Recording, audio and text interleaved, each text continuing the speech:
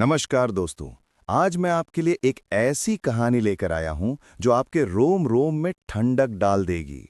इस कहानी का नाम है द विचेस इनविटेशन, यानी डायन का निमंत्रण। ये कहानी है एक छोटे से गांव की जो एक घने जंगल के पास बसा हुआ था। गांव वाले अक्सर कहते थे कि जंगल के अंधेरों में एक पुरानी हवेली है और उसमें एक डायन रहती है। लोग कहते थे जो भी उस हवेली से बुलावा पाता है वो कभी वापस नहीं लौटता। इस गांव में एक लड़का रहता था। नाम था राघव।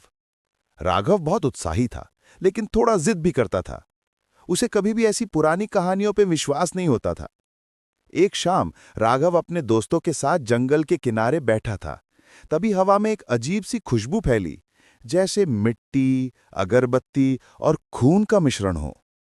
राघव ने देखा कि एक सफेद कागज उसके पांव के पास गिरा। उस कागज पर लिखा था, तुम्हें बुलाया जा रहा है। आज रात 12 बजे पुरानी हवेली में आना, अकेले। नीचे सिर्फ एक खून से बना निशान था, जैसे किसी औरत का हाथ।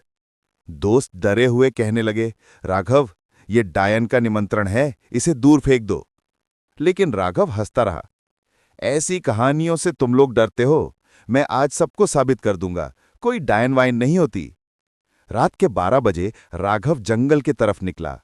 आसमान में चांद आधे बादलों के पीछे छुपा था और हवा से जैसे कोई फुफकार रहा था।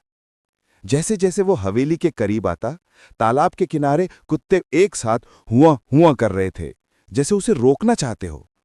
हवेली के दरवाजे खुद ब खुद खुल गए। अंदर अंधेरा था, लेकिन एक जगह दिए जल रहे थे, जैसे कोई उसका इंतजार कर रहा हो। राघव ने देखा एक लंबी सी औरत, जिसके बाल जमीन तक लटक रहे थे, आंखों में लाल चमक और उसके होठों पर एक ठंडी मुस्कान।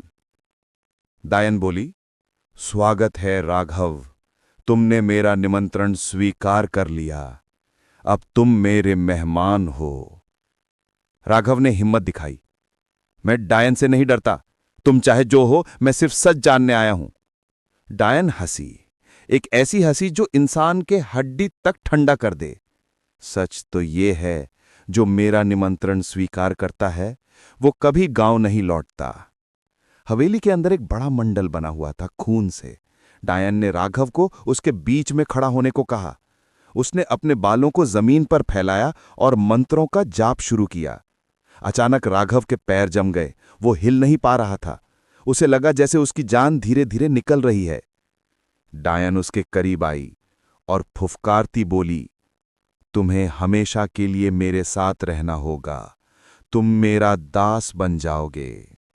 राघव ने आंख बंद करके अपनी मां को याद किया और जोर से एक शब्द बोला, मां। जैसे ही उसने मां को याद किया, उसके गले में लटका एक छोटा सा तुलसी का माला चमकने लगा। डायन चीख उठी, ये नहीं हो सकता। राघव के पैर खुल गए और वो भागता हुआ हवेली के बाहर निकल आया। पीछे से डायन की चीख जंगल में गूंज रही थी।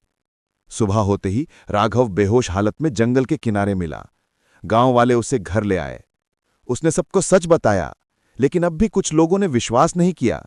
लेकिन राघव जानता था, डायन का निमंत्रण कोई मजाक नहीं था। उस दिन के बाद राघव ने कभी जंगल की तरफ कदम नहीं रखा और वो कागज अब भी उसके घर में बंद अलमारी में पड़ा था, जिसमें अब भी खून का निशान था।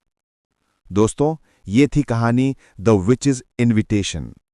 आपको क्या लगता है, क्या डायनें वाकई होती हैं? आप अपना विचार कमेंट में बताएं। अगर आपको कहानी पसंद आई हो तो वीडियो को लाइक, शेयर और सब्सक्राइब जरूर करें। अगली बार एक और रूहानी कहानी के साथ मिलते हैं। तब तक रात अंधेरी है और साएं आपके आसपास। सावधान रहिए।